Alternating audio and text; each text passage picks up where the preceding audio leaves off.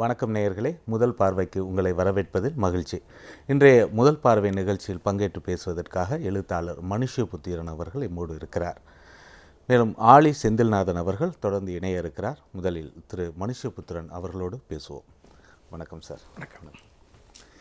இன்றைக்கி நாளேடுகளில் பார்த்திங்கன்னா முக்கிய செய்தியாக எல்லா நாளேடுகளும் எடுத்திருக்கிற ஒரு செய்தி, இரோம் சர்மா சுமார் ஒரு 16 ஆண்டு காலம் தன்னுடைய உடலை வருத்தி கொண்டு ஒரு போராட்டத்தில் ஈடுபட்டவர், உண்ணாவிரத போராட்டத்தில் ஈடுபட்டவர். இன்று அந்த உண்ணாவிரத போராட்டத்தை விலக்கி கொண்டிருக்கிறார். அரசியல் ரீதியாக தனது போராட்டத்தை அடுத்து முன்னெடுக்கப் போவதாக அவர் அறிவித்திருக்கிறார். இத்தனை ஆண்டு காலம், 16 ஆண்டு காலம் ஒரு போராட்டத்தை நடத்தி வந்த அவர் இப்பொழுது எடுத்திருக்கிற இந்த முடிவை எப்படி பார்க்குறீங்க?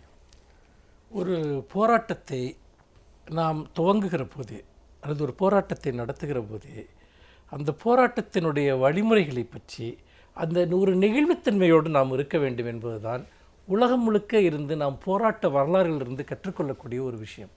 அதாவது உண்ணாவிரதம் என்பதை நாம் ஒரு காந்திய வழிமுறையாக நாம் ஏற்றுக்கொண்டால், காந்தி இருந்திருந்தாலும் அதைத்தான் செய்திருப்பார். இன்றைக்கு காந்தி இருந்திருந்தால் இரோம் சர்மிளாவை வாழ்த்தி இருப்பார். அது ஒரு சரியான முடிவு என்று சொல்லியிருப்பார். நான் இதை சொல்வதற்கு ஒரு காரணம் இருக்கிறது. என்றால் நீங்கள் காந்தியடிகளினுடைய அந்த உண்ணாவிரத போராட்டங்களை எல்லாம் நீங்கள் எடுத்து பார்த்தீர்கள் என்றால், ஏதாவது ஒரு குறிப்பிட்ட பிரச்சனை சார்ந்து உடனடியாக அவர் ஒரு போராட்டத்தை, ஒரு உண்ணாவிரத போராட்டத்தை அறிவிப்பார்.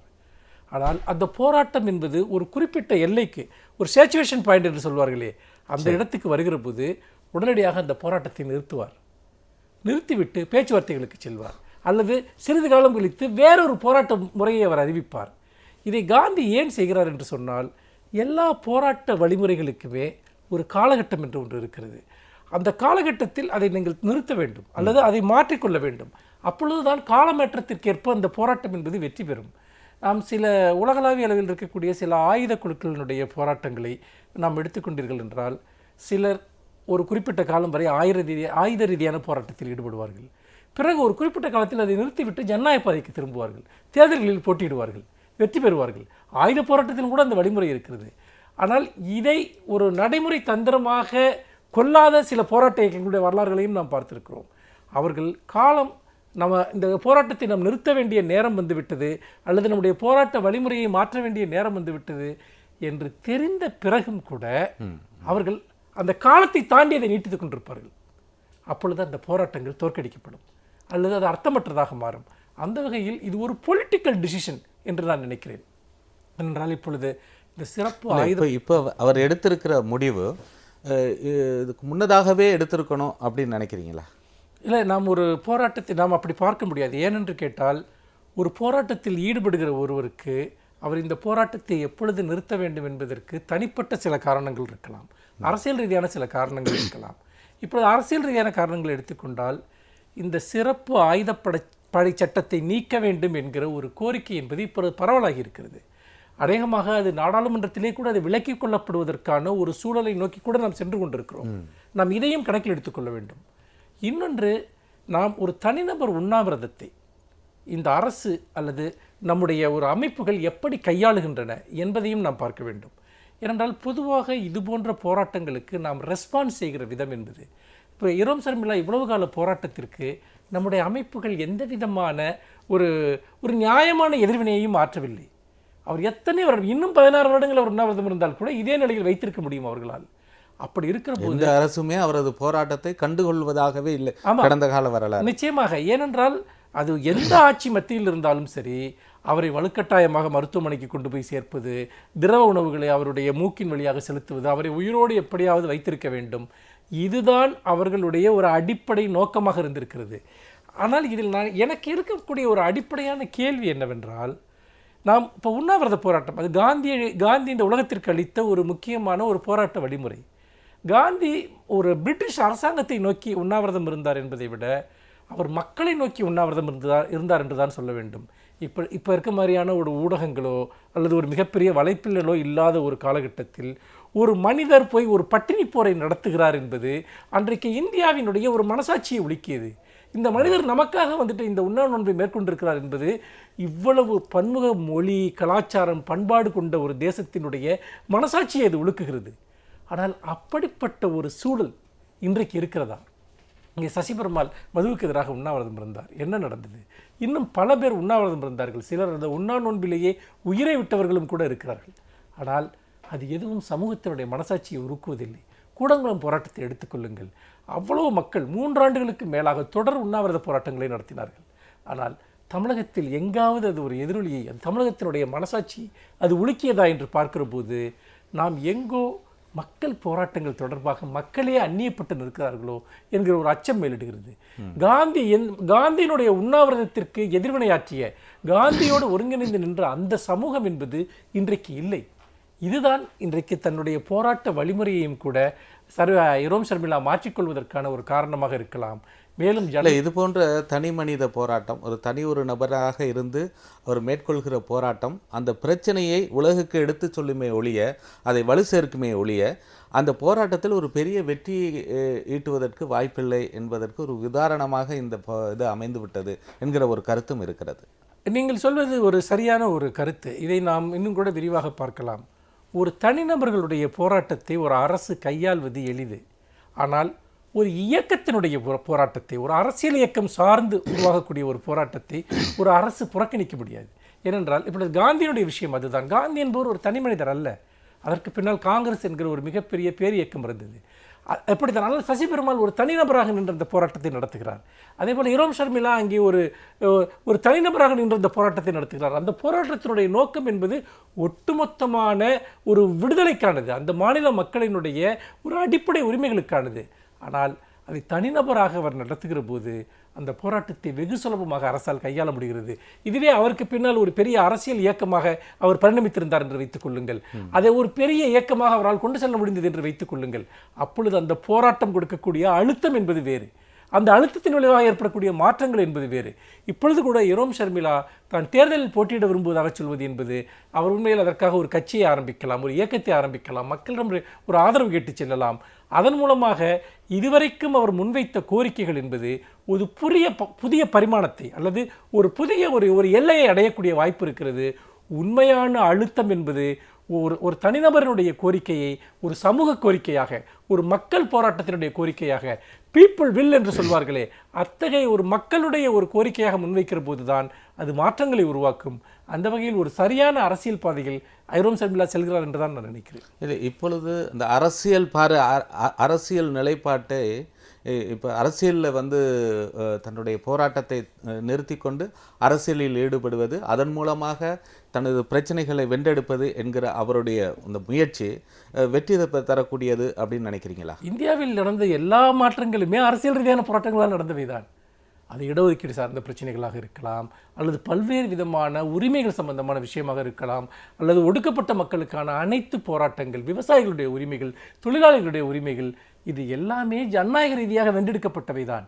ஏனென்றால் நீங்கள் ஒரு சட்டத்தை விலக்கிக் கொள்வது என்பது உண்மையில் ஒரு சட்டத்தை இயற்றுகிற அந்த ஒரு அதிகார மையத்தை நோக்கி நாம் செல்லுகிற போது, அல்லது அந்த அதிகார மையத்திற்கு ஒரு அழுத்தத்தை கொடுக்கிற போது நிச்சயமாக நடக்கக்கூடிய ஒன்று. ஏனென்றால் இந்தியாவில் அப்படித்தான் மாற்றங்கள் வர முடியும். நாம் ஒரு தனிநபர் போராட்டங்கள் அல்லது ஆயுத போராட்டங்கள், இதன் வழியாக அரசை இணங்கச் செய்ய முடியும் என்கிற காலம் முடிந்து விட்டதோ என்கிற ஐயம் ஏற்படுகிறது. அதற்கு பதிலாக பொலிட்டிக்கல் பார்ட்டிசிபேஷன் அல்லது அதிகாரத்தில் பங்கெடுத்தல், அதிகாரத்தை பகிர்ந்து கொள்ளுதல், அதிகார ரீதியான அழுத்தங்களை கொடுத்தல், இதன் வழியாகத்தான் இந்தியாவில் இனிமேல் ஒரு ஜனநாயக ரீதியான மாற்றங்கள் சாத்தியம் என்று நான் நினைக்கிறேன். இப்போ அவர் எதிர்பார்க்குற அளவுக்கு அவருக்கான வரவேற்பு இருக்கும்னு நினைக்கிறீங்களா? இது ஒரு முக்கியமான ஒரு கேள்வி. ஏனென்று கேட்டால், நான் இதை வேறு சில விஷயங்களோடு ஒப்பிட்டு பேச விரும்புகிறேன். உதாரணமாக அண்ணா ஹசாரே அவர்களுடைய போராட்டத்தை நாம் எடுத்துக்கொள்ளலாம். ஒரு ஊழலுக்கு எதிரான ஒரு மிகப்பெரிய ஒரு இயக்கத்தை கட்டுகிறார்.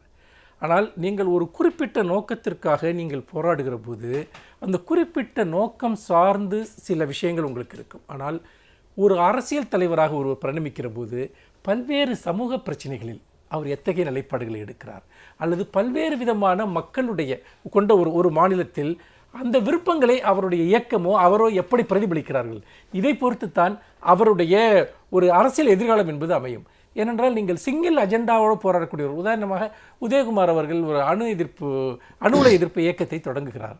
ஆனால் அவர் ஒரு அரசியல் கட்சியாக பரிணமிக்கிற போது அவருக்கு நடைமுறையில் பல சிக்கல்கள் உருவாகின்றன. நாம் எந்த பாதையை தேர்ந்தெடுப்பது என்பது தமிழ் தேசியம் சார்ந்த பார்வை தேர்ந்தெடுப்பதா அல்லது சுற்றுச்சூழல் சார்ந்த ஒரு பார்வையை தேர்ந்தெடுப்பதா, இதற்குள் பல்வேறு விதமான முரண்பாடுகள் இருக்கின்றன. அரவிந்த் கெஜ்ரிவாலுக்கும் இதே சிக்கல் இருக்கிறது. அங்கு ஊழல் எதிர்ப்பு என்கிற ஒரு மையத்தை வைத்து அவர்கள் ஒரு பகுதியில் ஒரு மக்கள் செல்வாக்கை உருவாக்குகிறார்கள். ஆனால் அதற்கு பிறகு சமூக நீதி சார்ந்த விஷயங்களில் அவர்களுடைய பார்வை என்ன, அல்லது மொழி சார்ந்த விஷயங்களில் அவர்களுடைய பார்வை என்ன என்று பல கேள்விகள் அங்கு எழுகின்றன. அப்படி எழுகிற போது அதற்கெல்லாம் அவர்கள் பதிலளிக்க வேண்டிய ஒரு இடத்தில்தான் அவருடைய அரசியல் எதிர்காலம் என்பது அமைகிறது.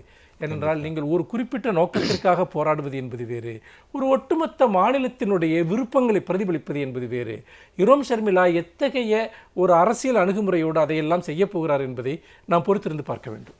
எந்த மக்களுக்காக போராடுகிறேனோ அந்த மக்களே என்னை எதிர்க்கிறார்கள், பல சந்தர்ப்பங்களில் எதிர்த்து விமர்சனம் செய்கிறார்கள் என்றாலும் எனது போராட்டம் அந்த மக்களுக்காக தொடரும் அப்படிங்கிற ஒரு செய்தியும் அவர் சொல்லியிருக்கிறார். இல்லை, நிச்சயமாக. ஏனென்றால் நீங்கள் நிறைய நேரங்களில் பார்த்தீர்கள் என்றால் நாம் மக்களுக்காக வைக்கக்கூடிய ஒரு கோரிக்கைகளை அரசை இணங்கச் செய்வதை விட மக்களை இணங்கச் செய்வது தான் முதலில் ஒரு பெரிய சவால்.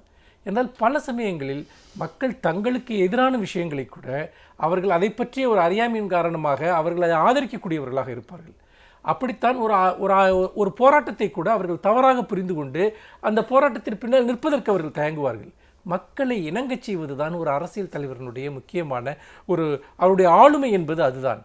சித்தாந்த ரீதியாக போராட்டங்களின் வழியாக மக்களிடம் அந்த உணர்வுகளை எடுத்துச் செல்வது என்பது, நான் ஒரு தனிநபராக நான் எந்த போராட்டத்தை எவ்வளவு காலம் வேண்டுமானாலும் நான் நடத்தலாம். ஆனால் 1,00,000 மக்களை நான் ஒன்று திரட்டி ஒரு போராட்டத்தை நான் நடத்துகிறேன் என்று சொன்னால் அந்த மக்களை ஒருங்கிணைப்பது என்பது சாதாரண விஷயம் அல்ல. ஏனென்றால் பல்வேறு விதமான தப்பெண்ணங்களால் நிறைந்ததுதான் ஒரு சமூகம் என்பது. பல்வேறு விதமான சித்தாந்தங்கள் மக்களை ஆளுகின்றன. அப்படி இருக்கிற போது உங்களுடைய ஒரு சித்தாந்தம் வெல்ல வேண்டும் என்று சொன்னால் மக்களிடம் இருக்கக்கூடிய அடிப்படையான கேள்விகளுக்கு நீங்கள் பதிலளிக்க வேண்டும். அவர்களை உங்களை நோக்கி இணங்க செய்ய வேண்டும்.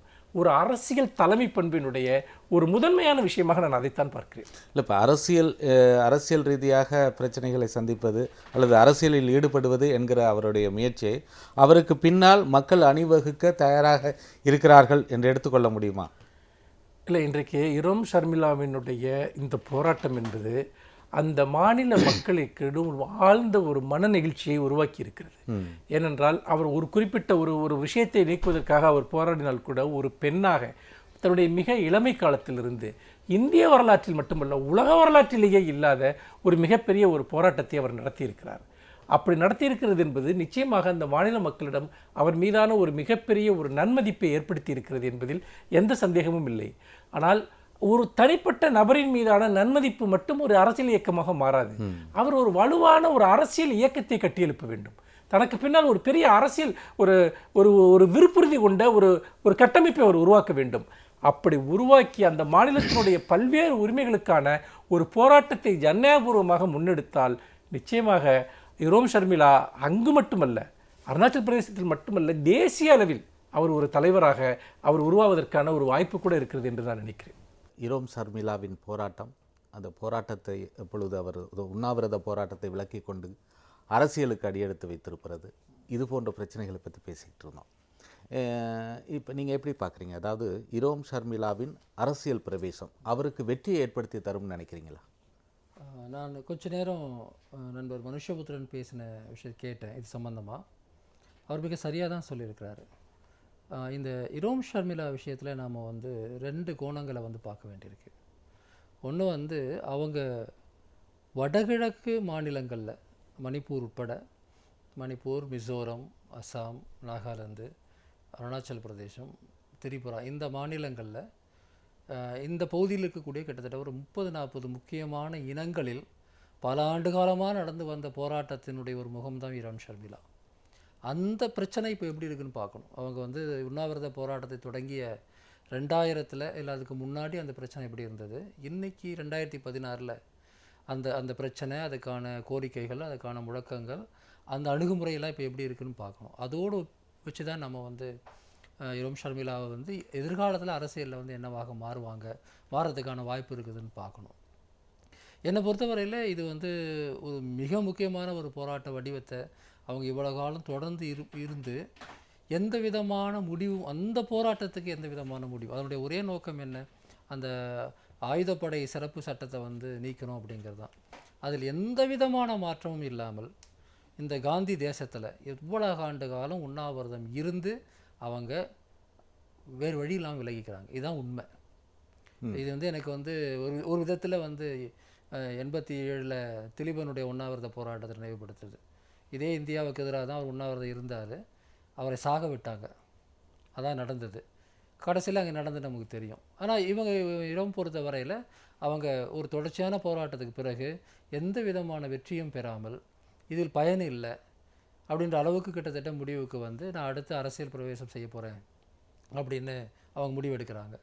இப்போ அவங்க அரசியல் ரீதியாக வந்து வெற்றி பெறுவார்களா வெற்றி பெற மாட்டார்களாங்கிறதுக்கு நான் கிட்டத்தட்ட மனுஷபுத்திரன் சொன்ன கருத்துக்களை ஆமோதிக்கிறேன். நீங்கள் ஒரே ஒரு அஜெண்டா வச்சோ அல்லது ஒரே ஒரு ஆளை நம்பியோ ஒன்றுதை வந்து செஞ்சிட முடியாது. ஆனால் தொடக்க புள்ளியாக இருக்கலாம். அவங்க இதன் பிறகு வந்து எத்தகைய என்ன கடந்த நாடாளுமன்ற தேர்தலின் போது இந்தியா முழுக்க இருக்கக்கூடிய பல போராளி குழு அமைப்புகள் உட்பட மாவோயிஸ்டுகள் உட்பட அதிலிருந்து வந்தவங்க கொஞ்சம் பேர் வந்து ஆம் ஆத்மியோட சேர்ந்துலாம் வந்து அரசியல் முயற்சி செய்தாங்க. வந்து சோனி சோரி வந்து அரசியல் ரீதியாக இங்கே மத்திய பிரதேசில் அவங்க ஒரு முயற்சி எடுத்தாங்க. உங்களுக்கு வந்து நர்மதா பச்சாவோ அந்தனுடைய தலைவராகக்கூடிய அவங்க டக்குனு பேர் மறந்து போயிட்டு அவங்க ஒரு முயற்சி எடுத்தாங்க. இப்படி வந்து பல பேருடைய முயற்சி. இங்கே வந்து நான் தமிழ்நாட்டில் வந்து கூடங்குளம் அணு உலை எதிர்ப்பு இயக்கத்தினுடைய தலைவராக இருந்த திரு சுப உதயகுமார் சேர்ந்து நானும் சேர்ந்து களத்தில் அவரோட பணியாற்றியிருக்கிறேன். ஆக வந்து இந்த மாற்றம் வந்து அவ்வளோ சுலபம் கிடையாது. ஏன்னா இப்போ ஏற்கனவே இருக்கிற அரசியல் கட்சிகள் வந்து அரசியலை ஒரு என்டர்பிரைஸ் அளவுக்கு கொண்டு போய் நிறுத்தி இருக்கிற சூழலில் அரசியலின் அடிப்படையில் மட்டும் செய்யக்கூடிய சூழல் இங்கே இல்லை.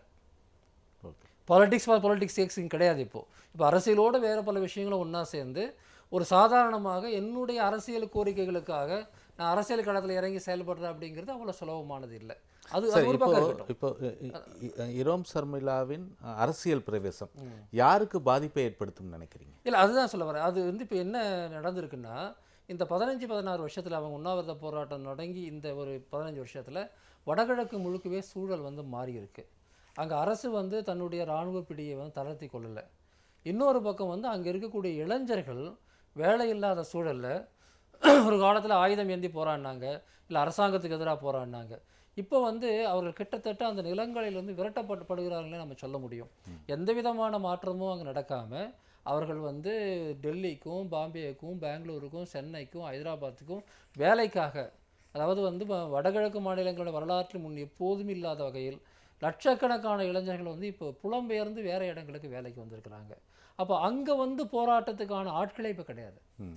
இன்னும் இரோம் ஷர்மிளா போராட்டத்தை தொடங்கிய போது இருந்த சூழல் யதார்த்தம் வேறு, இன்றைக்கி இருக்கிற யதார்த்தம் வேறு. அப்போ இன்றைக்கி என்ன சூழல் அங்கே இருக்குதுன்னு சொன்னால், அரசாங்கத்தை எக்ஸ்போஸ் பண்ணக்கூடிய தேவை இன்றைக்கும் அங்கே இருக்குது. இன்றைக்கும் அங்கே அதுக்கான போராட்டங்கள் வந்து நடக்க தான் செய்யுது, நடக்காமலாம் இல்லை. ஆனால் வெற்றி பெறுவதற்கு வந்து அது மட்டுமே போதும்னு வந்து என்னால் சொல்ல முடியல. அப்போ இன்றைய புதிய யதார்த்தத்தில் அதுக்கேற்ற மாதிரி தன்னை வந்து இரோம் ஷர்மிளா வந்து முழுமையாக தன்னை வந்து புதுப்பித்துக் கொள்வாரா அப்படிங்கிறது நமக்கு தெரியல.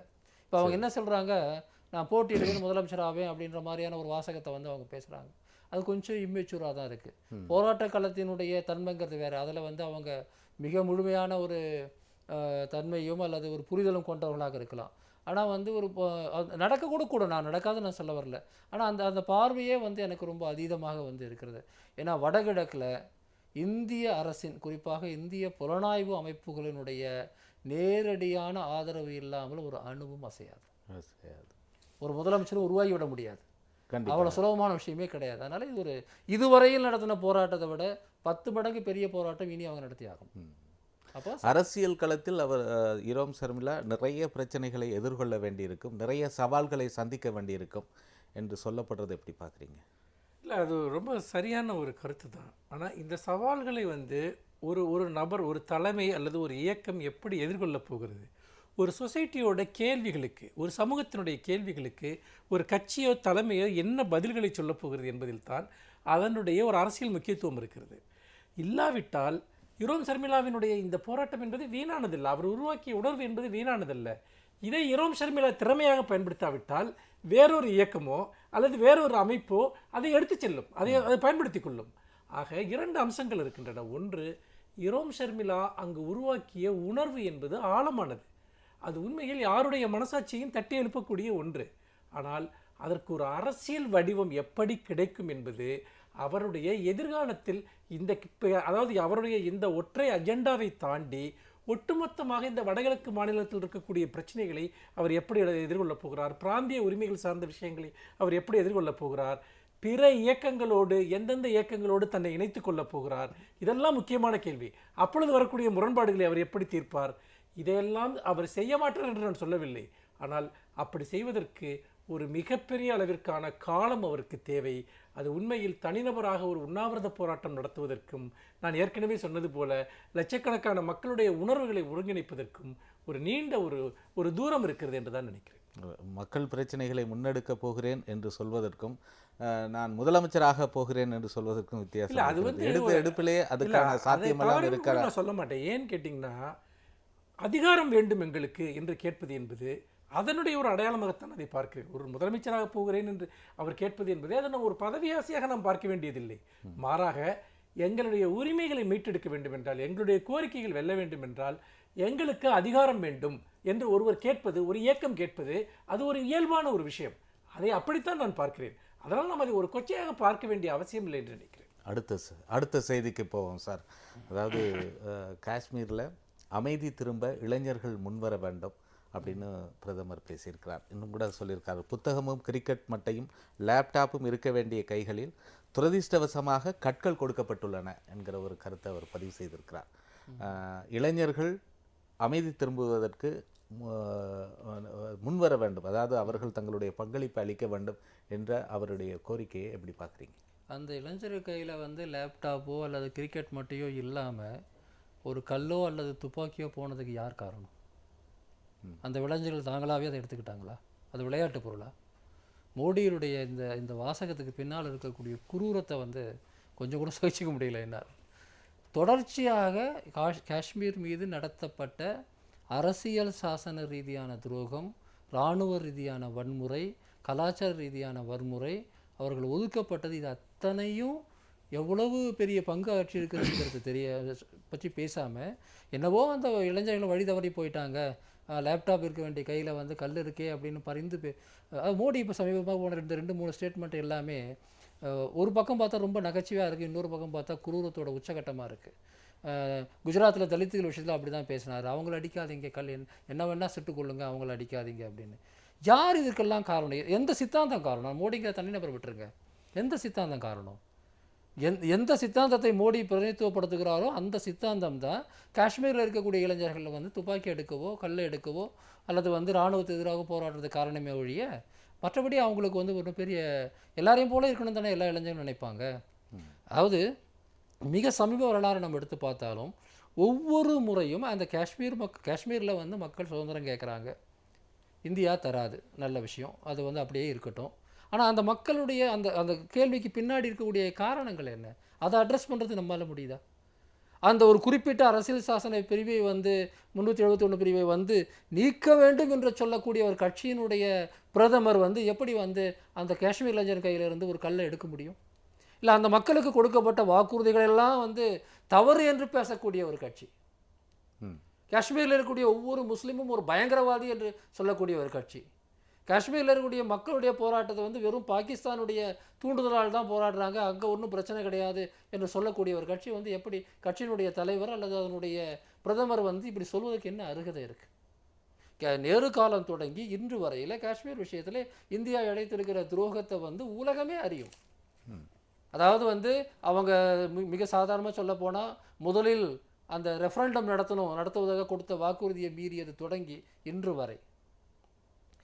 அதாவது இது வந்து மோடியினுடைய இந்த வார்த்தைகளுக்கு பின்னால் இருக்கக்கூடிய அந்த அந்த ரொம்ப எனக்கு என்ன வார்த்தைகள் சொல்கிறதுனே எனக்கு புரியல. ரொம்ப மோசமான ஒரு விஷயமா இருக்குது. அடுத்த செய்திக்கு போவோம் சார். அதாவது சினிமாக்களில் தான் இது போன்ற காட்சிகளை பார்த்துருக்கோம். இப்போ உண்மையாகவே இப்படி நடந்திருக்க ஒரு விஷயம், அதாவது என்னன்னு பார்த்தீங்கன்னா 5.75 அதாவது 5.25 கோடி ரூபாய் பணம் வந்து ஓடுகிற ரயிலிருந்து கொள்ளையடிக்கப்பட்டிருக்கிறது.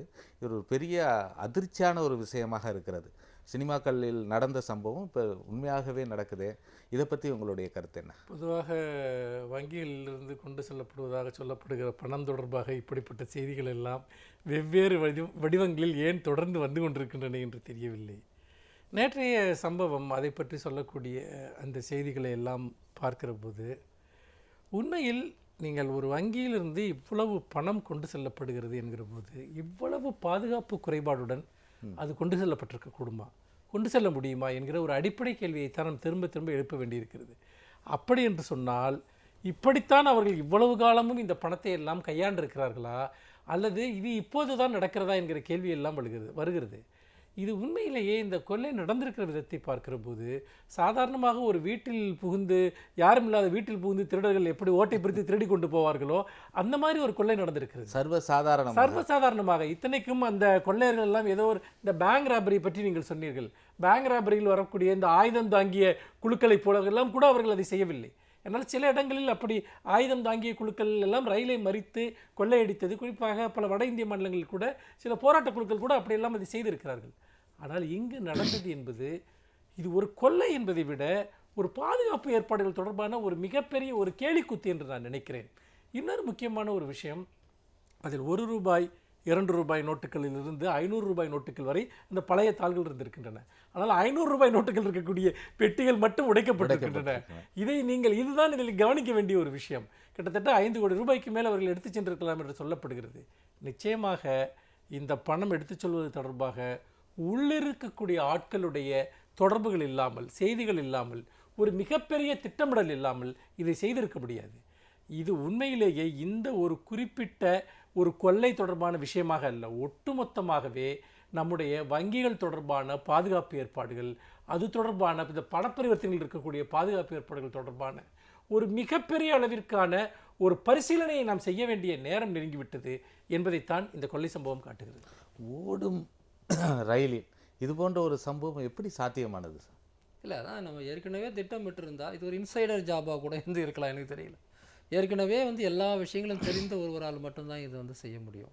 அதாவது இது ரொம்ப பெரிய அளவுக்கு விளக்க வேண்டிய அளவுக்கு இந்த செய்தியே ரொம்ப எக்ஸ்பிளிசிட்டாகவும் வெளிப்படையாகவும் இருக்கிறது. என்ன, எங்கிருந்து எங்கே எவ்வளோ பணம் போகிறது, எந்த பெட்டியில் ₹500 நோட்டு இருக்கிறது உட்பட தெரியாத ஒருத்தர் இதை செய்ய முடியாது. ரெண்டாவது இதுக்கான ஏற்பாடுகள் ஒரு கூட்டு முயற்சின்னு சொல்ல வரேன். ஏதாவது insider job. So insider Jaffna ஒருத்தர் பேங்க் வங்கி ஊழியத்தில் கொள்ளடிச்சிட்டான்னு அர்த்தம் கிடையாது. விஷயம் தெரிஞ்சு என்ன நடக்குது, எவ்வளவு போகுது, எந்த பெட்டியில் எது இருக்குதுங்கிறது தெரியாமல் இப்படி ஒரு செயலை செய்யவே முடியாது. இது நிச்சயமாக இது ரொம்ப தீவிரமாக புலனாய்வு செய்ய வேண்டிய ஒரு விஷயம். இது காவல்துறை மெத்தனமாக இருக்குன்னு கூட நான் சொல்ல மாட்டேன். காவல்துறை ஒரு வழக்கமான கேஸை தான் பிடிக்க முடியும். இந்த மாதிரி திட்டமிட்டு பண்ணக்கூடிய ஒரு விஷயத்தை யாருன்னு சொல்ல முடியும்? அதனால் இது ஒரு பெரிய புலனாய்வு விசாரணைக்கு உட்படுத்த வேண்டிய ஒரு கேஸ் அப்படின்ற மாதிரி பார்க்குறது. இது வெறும் திருட்டு கேஸ் கிடையாது. அதான் சொல்லுது, இது வெறும் திருட்டு கேஸ் கிடையாது. இதுக்கு மேலே எவ்வளோ விஷயங்கள் இருக்கிறது. அப்படின்னா இது ஒரே ஒரு கேஸாகவும் இருக்க முடியாது. ஒரு பெரிய கும்பல் இந்த மாதிரி ஒரே ஒரு கொள்ளை மட்டும் அடிச்சுட்டு போகிறதுக்காக திட்டமிடாது. இதை போல் ஒரு கும்பல் இருக்கிறது என்றால் அப்போ தமிழ்நாட்டில் மிக ஆழமாக ஒரு குற்ற நடவடிக்கைகளுக்கான மையங்கள் உருவாகி கொண்டிருக்குன்னு அர்த்தம். இதையும் நம்ம சேர்த்து பார்க்கணும். இதில் இன்ஃபரன்ஸ் அப்படின்னு நீங்கள் எடுத்து பார்த்தீங்கன்னா இது ஏனோதானோ நடத்தப்பட்ட ஒரு கொள்ளை கிடையாது. திட்டமிட்டு ரொம்ப ஹைடெக்காக நடத்தப்பட்ட ஒரு கொள்ளை. இதற்கு பின்பு சில நபர்கள் இருக்கிறார்கள் என்றால் அவங்க யார், அவங்க பின்னால் என்ன விதமான குற்ற திட்டங்கள்லாம் இப்போது இருக்குது, இந்த மாதிரி எத்தனை நடக்க போகுதுங்கிறது எல்லாத்தையும் யோசித்து பார்க்கணும். ஏன்னா ஒரே சமயத்தில் போகிற போகல கொள்ளடிச்சிட்டு போகிறதுக்காகலாம் யாரும் பண்ண மாட்டாங்க. ஏன்னா இது அந்த மாதிரியான சீரியஸான ஒரு விஷயம். அதுவும் நீங்கள் வங்கி பணத்தை ரயிலில் வச்சு கொள்ளடிக்கிறீங்கன்னு சொன்னீங்கன்னா தமிழ்நாட்டினுடைய சட்டம் ஒழுங்கை பற்றியே நீங்கள் கேள்வி கேட்கணும். இல்லை, அதில் நீங்கள் பார்த்தீங்கன்னா இது அவர் சொன்ன மாதிரி ஒரு ரயில் என்பது ஒரு பப்ளிக் பிளேஸ். அதில் காவல்துறையினர் இருக்காங்க, மற்றவங்க பொதுமக்கள் இருக்காங்க, எல்லாம் இருக்கக்கூடிய ஒரு இடத்துல அவங்க பண்ணுறப்போ இந்த குற்றத்தை செய்வது தொடர்பான எந்த பயமும் அவர்களுக்கு குற்றம் செய்ய தனியாக 7 காவலர்கள் இருந்திருக்கிறார்கள் இல்லை என்பது மட்டுமல்ல, தங்களுடைய திட்டத்தில் அவர்கள் முழுமையான ஒரு உறுதியோடு அவர்கள் இருந்திருக்கிறார்கள். தெளிவாக இது எப்படி சாத்தியமாகிறது அது உண்மையிலேயே நீங்கள் எங்கே ஒரு பேங்கை கூட போய் நீங்கள் பார்த்தீங்கன்னா கொள்ளையடிச்சாங்கன்னா கூட சரி, நம்ம அவங்க ஒரு தாக்குதல் நடத்தி அதை பண்ணிட்டாங்கன்னு சொல்ல முடியும். ஆனால் இவ்வளோ பேர் இருக்கக்கூடிய ஒரு இடத்துல அவர்கள் செய்ய முடிகிறது என்றால் ஒரு ஆக்ட் அதில் அவங்களுக்கு எந்த ரிஸ்க் ஃப்ரீயாக அதை பண்ணியிருக்காங்க. அவங்களுக்கு அதில் எந்த ரிஸ்க்குமே இல்லை. அதில் அவ்வளவு தெளிவாக அதை செஞ்சுருக்காங்க. அப்படிங்கிறப்போ ஒரு மிகப்பெரிய ஒரு திட்டமிடலும் ஒத்துழைப்பும் அவர்களுக்கு இதில் இருந்திருக்கு. அதுதான் முக்கியம். எந்தெந்த லெவல்லாம் அந்த ஒத்துழைப்பு அவர்களுக்கு இருந்திருக்கிறது என்பதைத்தான் இதில் நாம் பார்க்க வேண்டும். காவல்துறை அது குறித்து எல்லா விஷயங்களையுமே நம்ம இதில் பார்க்கணும். இல்லை, தமிழ்நாட்டில் தொடர்ந்து நடந்து வரக்கூடிய குற்ற செயல்பாடுகள், அது கொலைகளாக இருக்கட்டும், இந்த மாதிரியான குற்றங்களாக இருக்கட்டும் பார்க்கும்போது, சட்டம் ஒழுங்கு அப்படிங்கிற ஒரு விஷயம் அதுக்கும் மேலே போயிட்டு வந்து தீவிரமான குற்றங்கள் அப்படிங்கிற 2 விஷயத்தை பார்க்கும்போது நாம் ரொம்ப மோசமாக வந்து சரிந்து கொண்டிருக்கிறோன்னு தோணுது. ஏதோ இடையில கொஞ்ச காலம் வந்து இதெல்லாம் முன்னேற்றம் இருந்தது, சட்டம் ஒழுங்கில் ரொம்ப நல்ல நிலையில் தமிழ்நாடு இருந்ததுங்கிறதெல்லாம் மாறி எல்லா விதமான குற்றங்களையும் செய்யக்கூடிய ஒரு இடமாக இது மாறிக்கொண்டிருக்கிறோம். சம்பல் பள்ளத்தாக்கு கொள்ளக்காரங்களை பற்றி தான் நம்ம கேள்விப்பட்டிருக்கோம். காவல்துறை என்ன செய்ய முடியும்னு நினைக்கிறீங்க? இல்லை, இது வந்து நல்ல கேள்வி. முதல் விஷயம், திடீரென்று யாரோ ஒரு நபர் போய் இப்படி ஒரு கொள்ளையை அடிக்க முடியாது.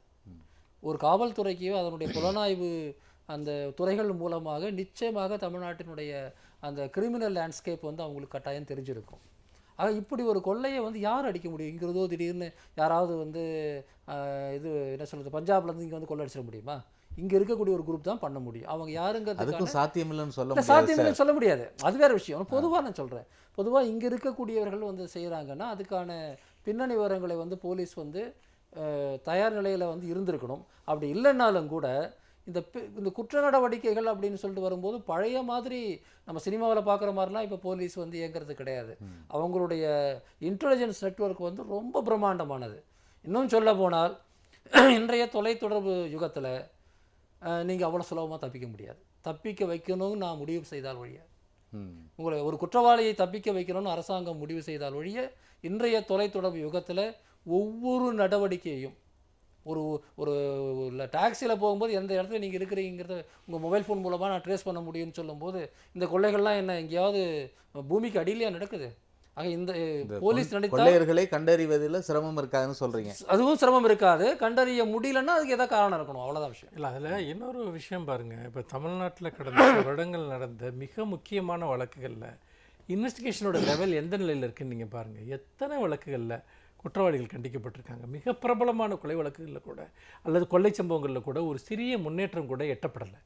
அப்போது இவங்க உண்மையிலேயே வந்து இவ்வளோ பெரிய காவல்துறை இருக்குது, இன்டெலிஜென்ஸ் இருக்குது அப்படின்னா அது போன்ற வழக்குகள் விரல் விட்டு எண்ணக்கூடிய அளவில் தான் இருக்குது. நிறைய வழக்குகள் அந்த மாதிரி இருக்குன்னு நிறைய வழக்குகள் இருக்குங்க.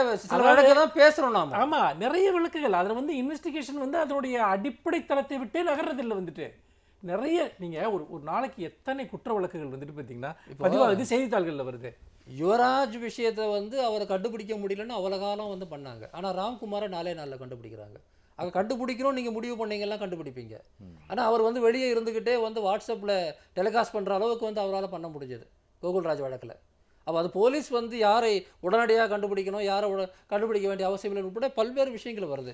அதான் சொல்கிறேங்க, வீரப்பன் அவரை வந்து கைது செய்து, அதாவது சுட்டுக் கொல்லப்பட்ட விஷயம் வந்து ஒரு ஆர்ம்டு நடவடிக்கை கிடையாது. முழுக்க 99% இன்டெலிஜென்ஸ் ஆக்ட்.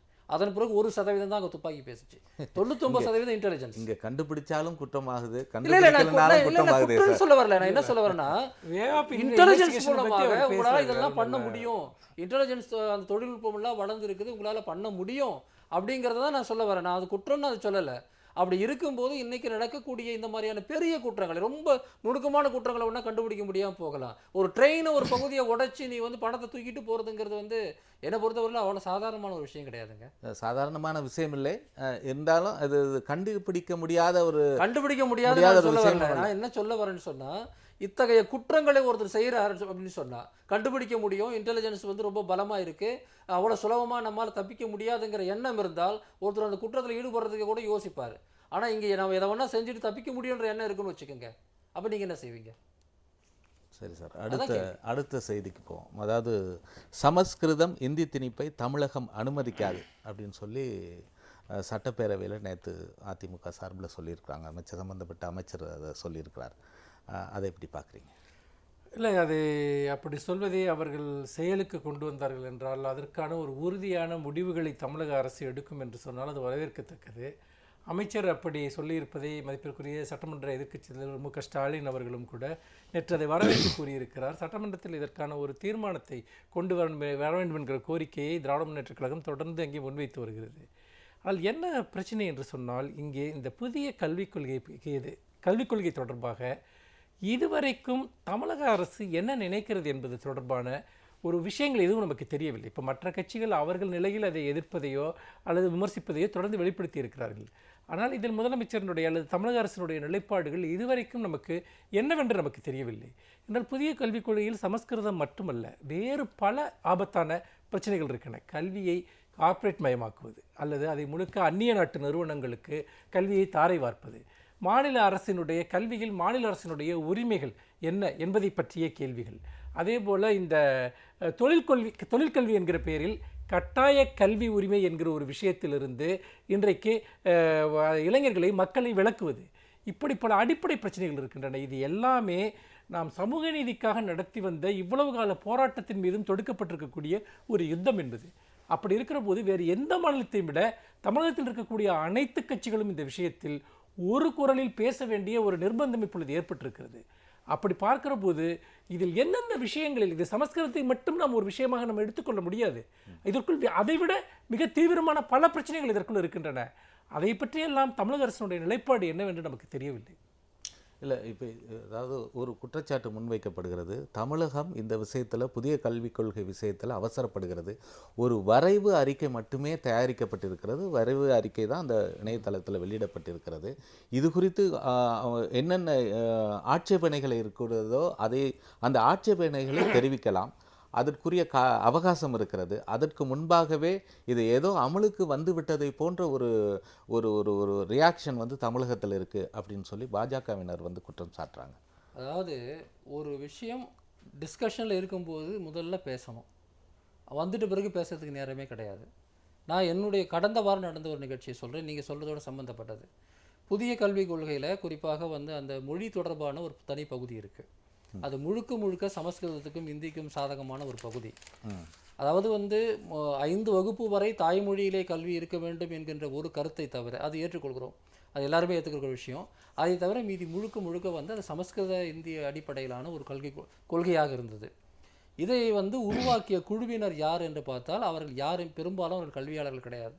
அவர்கள் நெடுங்காலமாக ஆர்எஸ்எஸ்ஸில் இருந்த ஆர்எஸ்எஸ்ஸுக்கு ஆதரவான சில அறிஞர்கள் என்று சொல்லிக்கொள்ளக்கூடியவர். கடந்த வாரம் நாங்கள் இப்போ campaign for language equality and ரைட்ஸ்னு ஒரு அமைப்பு இந்தியா முழுக்க இருக்கக்கூடிய மொழி உரிமைக்காக போராடக்கூடியவர்கள் வைத்திருக்கிறோம்.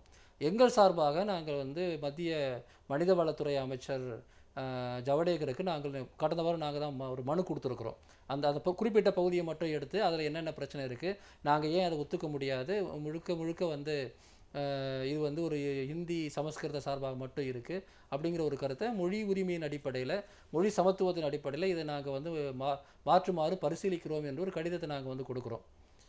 நண்பர் சொன்னதை போலவே புதிய கல்விக் கொள்கையில் நிறைய பிரச்சனை இருக்கிறது. சமூக நீதி பாயிண்ட் ஆஃப் வியூலேருந்து பார்க்கும்போது, கிராமப்புற மக்களுடைய பகுதியிலேருந்து பார்க்கும்போது, மாநிலங்களின் உரிமைங்கிற அடிப்படையில் பார்க்கும்போது முழுக்க நிராகரிக்க வேண்டிய ஒரு ஆவணம் அது, திட்டம் அது. ஆனால் இந்த ஒரு விஷயத்துக்கு தான் நாங்கள் கொடுத்தோம், ஏன்னா எங்கள் அமைப்பு அது சம்மந்தப்பட்டது. அப்போ எங்களுக்கு கிடைத்த தகவல் என்னன்னா, எல்லாம் முடிஞ்சிடுச்சுங்க, இனிமேல் ஒன்றும் பண்ண முடியாது. இது கடந்த வாரம் எங்களுக்கு கிடைத்த இன்ஃபார்மலான தகவல். அவர்கள் எல்லாத்தையும் முடிச்சுட்டாங்களா, ஆகஸ்ட் 16 வரையில் டெட்லைன் இருக்குது அப்படின்னு சொன்னதெல்லாம் கதை. நாங்கள் எல்லாமே முடிச்சிட்டோம், இனிமேல் ஒன்றும் பண்ண முடியாது என்று அந்த குழுவில் அந்த மொழி பகுதியினுடைய அந்த நியூ எஜுகேஷன் பாலிசியோட லாங்குவேஜ் பாலிசி இருக்கு இல்லைங்களா, அதை வரைவு செய்த நபர் இதை சொல்கிறார். சரி, அப்போ நீங்கள் என்ன பாஜக என்ன பேசுகிறாங்க, இன்றைய மோடி அரசாங்கத்தினுடைய ஒவ்வொரு கொள்கையும், அது நீட்டாக இருந்தாலும், ஜிஎஸ்டியாக இருந்தாலும், அல்லது உங்களுக்கு தேசிய கல்விக் கொள்கை, புதிய கல்விக் கொள்கையாக இருந்தாலும், அவர்கள் அந்த டேட்டை வைக்கிறது எல்லாமே ஒரு கண் துடைப்புக்கு தான். அவர்களுடைய நோக்கம் நீண்ட காலமாக தங்களுடைய அஜெண்டாவாக என்ன இருந்ததோ அதை செயல்படுத்த வேண்டும் என்பது மட்டும்தான் அவங்க நோக்கம். இது நேரடியாக கடந்த வாரம் டெல்லியில மனிதவளத்துறை அமைச்சருக்கு கடிதம் கொடுத்த என்னுடைய வாக்குமூலம். இப்போ பாருங்க, ஒரு நடைமுறையில் இருக்க ஒரு சின்ன விஷயத்தை பாருங்க, ஆதார் அட்டை விஷயத்தை எடுத்துக்கோங்க. மக்களுடைய விருப்பம் இல்லாமல் ஆதாரை நாங்கள் வலியுறுத்த மாட்டோம்னு அரசு சொல்லிக்கிட்டே இருக்குது. ஆனால் ஒவ்வொரு செக்டார்லையா ஆதார் வலியுறுத்தப்பட்டுக்கிட்டே இருக்குது. டே டு டே லைஃப்பில் நீங்கள் அதை பார்க்கலாம் மறைமுகமாக ஆதார். அதே மாதிரி தான் இந்த கல்விக் கொள்கை தொடர்பாக பார்த்தீங்கன்னா, மேற்போக்காக பார்த்தீங்கன்னா ஏதோ நம்முடைய இந்தியாவுடைய வளர்ச்சிக்காக அல்லது நவீனமயப்படுத்துறதுக்காக பல விஷயங்கள் சொல்லப்படுற மாதிரி ஒரு போலி தோற்றம் உருவாக்கப்படுது. ஆனால் இதனுடைய பாய்சன்கிறது ஒவ்வொரு இடத்துலையும் உள்ள மறைமுகமாக சொறி வைக்கப்பட்டிருக்கக்கூடிய கத்தி போல பல இடங்கள் இருக்கிறது. பொதுமக்களை கன்வின்ஸ் பண்ணுறதுக்காக சில சாக்லேட்டுகள் அதன் மேல் தடவப்பட்டிருக்கின்றன. இப்போ என்ன பிரச்சனை அப்படின்னு சொன்னால், இவர்கள் பல விஷயங்களை முன் வச்சுட்டு எதிர்ப்புகள் வர்ற போது ஒப்புக்கு சில விஷயங்களை மட்டும் நாங்கள் இப்பொழுது அமுல்படுத்தலைன்னு சொல்லிட்டு பெரும்பகுதி அஜெண்டாவே பண்ணுவாங்க அவங்க. இவர்களுக்கு நாம் எதிர்க்க வேண்டிய 100 விஷயங்கள் இதுக்குள்ளே இருக்குது. ஆனால் இதை பற்றி அவர்கள் பேசாமல் இருப்பதற்காகத்தான் ரொம்ப கடுமையான விஷயங்களை சேர்த்து முன்வைக்கிறாங்க. ஆக இந்த புதிய கல்விக் கொள்கை என்பது அடிப்படையில் 2 விஷயங்கள் கொண்டிருக்கு. ஒன்று, இந்தியா இதுவரைக்கும் கல்வியில் அடைந்த நவீனத்துவத்தை பின்னோக்கி செலுத்துவது. இன்னொரு புறம் இதை முழுக்க முழுக்க வர்த்தகமயமாக்குவது. இதில் எந்த விதமான நவீன அணுகுமுறையும் கிடையாது என்பதுதான் உண்மை. இல்லை, அதோட இன்னொன்று சேர்த்து நம்ம சொல்லணும். முதலில் மாநில பட்டியலில் இருந்த கல்வியை வந்து பொதுப்பட்டியலை கொண்டு போய் இப்போ முழுக்க முழுக்க மத்திய அரசாங்கத்தினுடைய கட்டுப்பாட்டுக்குள் முழு கல்வியை, அதாவது வந்து தொடக்கநிலை கல்வியிலிருந்து, ஏற்கனவே உயர்நிலை கல்வி அவங்ககிட்ட தான் இருக்குது, தொடக்கநிலை கல்வியிலிருந்து எல்லாவற்றையும் மத்திய அரசாங்கத்தின் கட்டுப்பாட்டு கொண்டு சென்று தில்லி பேரரசினுடைய ஒரு சிந்தனை இருக்குது இல்லையா, அந்த சிந்தனை தான் இந்தியா முழுக்க இருக்கணும் என்று சொல்லக்கூடிய ஒரு மிக மோசமான ஒரு வரலாற்று அயோக்கியத்தனத்துக்கான வேலை இது. இப்போது ஒரே ஒரு உதாரணம் மட்டும் நான் சொல்ல விரும்புகிறேன். இன்றைக்கி தமிழ்நாட்டில் இருக்கக்கூடிய ஒருத்தர், இதை நீங்கள் வந்து கர்நாடகான்னு வச்சுக்கோங்க, மகாராஷ்டிரான்னு வச்சுக்கோங்க, வெஸ்ட் பெங்கால்னு வச்சுக்கோங்க, அவர்களுடைய பாடத்தில் பள்ளிக்கூட பாடங்களில் வந்து வரலாறுன்னு படிக்கும்போது அவர்களுடைய வரலாறு தான் அதிகமாக படிப்பாங்க. நான் படிக்கும் போதெல்லாம் பெரும்பாலும் தமிழகத்தின் வரலாறு அதிகமாக படித்தேன். கொஞ்சம் சுருக்கமாக சொல்லுங்கள். ஆனால் அதே சமயத்தில் வந்து சிபிஎஸ்சின்னு வரும்போது தமிழகத்தின் வரலாறு ஒரு பக்கம்தான். வரலாறு முக்கியமில்லை என்ற கேள்வியெல்லாம் அபத்தமான கேள்வி. முக்கியம் என்று வைத்துக்கொண்டு தான் வரலாறு புக்கு அவனும் தான் போடுறான். ஆக என்னோட பையன் சிபிஎஸ்சியில் படித்தான்னா அவன் தமிழ்நாட்டை பற்றி ஒரு பக்கம் தான் படிக்கிறான். அவன் மீதி படிக்கிறதெல்லாம் வந்து டெல்லியோட வரலாறு. இப்படி தான் ஒவ்வொரு மாநிலத்திலையும் இது வந்து வரலாறுங்கிறது அல்பமாக நம்ம பார்க்க முடியும். இதை போல் பல விஷயங்கள் இருக்குது. ஆக வந்து இதில் இருக்கக்கூடிய ஆபத்து, ஒன்று இதில் இருக்கக்கூடிய இந்துத்துவ ஆபத்து, ரெண்டாவது இதில் இருக்கக்கூடிய ப்ரைவேட்டைசேஷன் சம்மந்தப்பட்ட ஆபத்து, மூன்றாவது மாநிலங்களின் உரிமை முழுமையாக மறுக்கப்படுவது. இதோடு சேர்ந்து தான் நாம் வந்து சமஸ்கிருத இந்தி பிரச்சனையை பார்க்குறோம். தமிழக அரசு இதை தனித்து பார்க்கக்கூடாது. ஒட்டுமொத்தமாக புதிய கல்விக் கொள்கையினுடைய எல்லா விளைவுகளையும் வந்து பார்க்கணும். அதே போல் கட்சிகளும் கூட இது வெறும் மொழி பிரச்சனை மட்டும் கிடையாது, வெறும் கல்வி பிரச்சனை மட்டும் கிடையாது, பல்வேறு விஷயங்களை கவனத்தில் கொள்ளணும். முழுமையான பேக்கேஜ் தலைமையில் இறக்கப்பட்டிருக்குது நம்ம ஒட்டுமொத்தமாக வந்து ஒழிச்சு காட்டுறதுக்கு. அதை நம்ம தெளிவாக பார்க்கணும். மேலோட்டமாக பார்க்காமல் சற்று ஆழமாகவே பார்க்கணும். இல்லை, மேலோட்டம்னு சொல்லலை, ஒரு ஆஸ்பெக்ட் மட்டும் எடுத்து பார்த்துட முடியாதுன்னு நான் சொல்கிறேன். எல்லாத்தையும் சேர்த்து அந்த ஒரு ஆஸ்பெக்ட்ல மட்டும் நம்மளை சமாதானப்படுத்திட்டு மற்ற எல்லா விஷயத்தையும் உங்களை கொண்டு ஜிஎஸ்டியில் அதான் நடந்தது. எல்லா விஷயத்துலையும் ஜிஎஸ்டியில் அதான் நடந்தது. அடிப்படையான பிரச்சனையை விட்டுட்டு ஒரு 9,000 கோடி ரூபாய் உங்களுக்கு ஷார்ட் ஃபால் வருது, அதை நான் கொடுத்துட்றேன்னு சொல்லிட்டு முடிச்சிட்டாங்க. ஆனால் அடிப்படையான பிரச்சனை அது கிடையாது. இந்த நிகழ்ச்சியில் பங்கேற்ற உங்கள் இருவருக்கும் நன்றி. மீண்டும் சந்திக்கலாம் நேயர்களே. மீண்டும் நாளை முதல் பார்வை நிகழ்ச்சியில் சந்திப்போம். நன்றி, வணக்கம்.